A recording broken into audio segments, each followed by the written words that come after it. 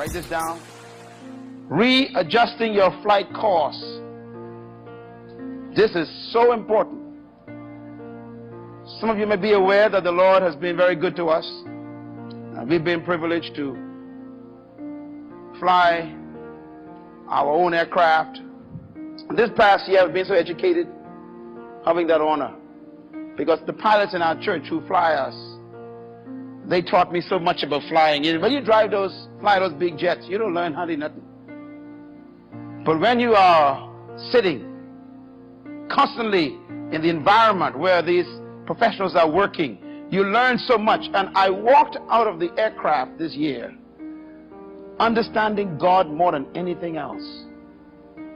And I found out some things, and I sat down with our pilots over and over again, and I just asked them questions. I'm very inquisitive. I saw all these buttons and all these dials and all this stuff in the cockpit, and I keep asking, I said, what is that? What is that for? Why is that moving? Why isn't that moving? What's this light? And they would answer me these questions, because I want to know. I want to know what makes this thing successful, what makes an aircraft fly. And I discovered some things about an aircraft that is exactly like God. And it's how we relate to God.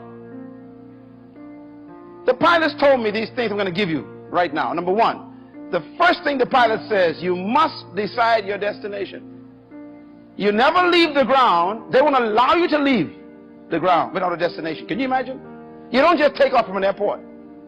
You have to know exactly where you're going to land before you leave. They will not allow you to take off. How many of us go into life, don't know where we want to end up? I'm going to say it again. No aircraft leaves the ground until the tower knows their destination. Number two, this blew my mind. They must file their flight plan.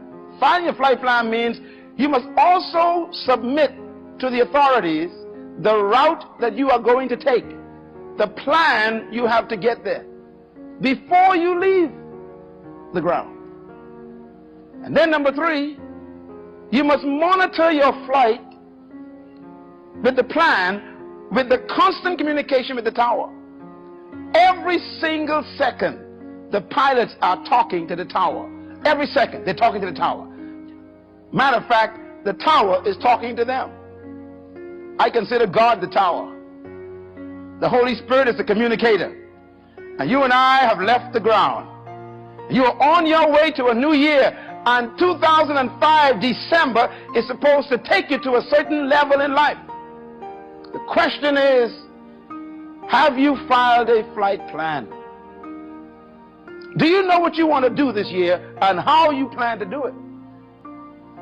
This one is so interesting. The pilot says, I must follow the instructions of the tower because the tower sees the total picture. My pilot said to me, he says, any given minute around you, in a 5 miles radius, there could be 1,000 aircraft. You can't see them, but there are different levels all around you. And the tower sees all of them, and the tower knows where you are. The problem is you don't know where you are in the whole system of aircraft. So you have to depend on the tower, and everything they tell you to do, you must do, because they know where the other crafts are. You cannot see the other crafts, but the tower knows. God knows where every single situation is around you. You're going to have to stay close to God and follow His instruction every day, because you don't know who you could collide into or what you could crash into. Sometimes God will tell you, hold steady, and you want to move.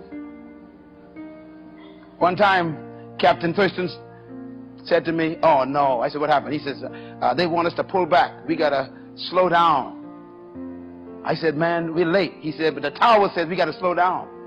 I said, but we're going to be late. He says, yeah, but the tower said. He said, you as my pastor, but that's my tower. I got to slow down. And after about 20 minutes, he says, they sent a message, you can now speed up again. And he said, when we began to speed up, all of a sudden he saw this big delta went past. He said, that's why they told you to slow down. Sometimes God will tell you, hold it right there. But you're so impatient, he sees the big picture.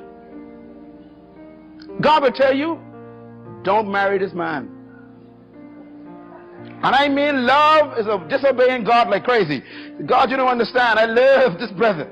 After all, I'm 42 and I got to grab something. God said, don't do this. Now watch this. God knows there's another brother about 2 miles away on a different latitude, and he's the right one. But since you can't wait, you crash with this one. Bang! And you end up in a helicopter rather than a Boeing 747. God have mercy on your soul. We got to follow instructions because the tower can see the total picture. Next principle, no matter what the conditions, you got to stay on course. Things fall apart in your life. God says, keep believing. Everyone abandon you. God says, stay steady. You lose your house. God says, still believe. I mean, the very business God told you to open, it closes. God says, stay steady. Everything you thought was already yours, you lose. God says, stay steady. When the conditions change, you got to obey the last command he gave you. What did God tell you last year that you have totally refused to do? No matter what the conditions, you got to stay on course.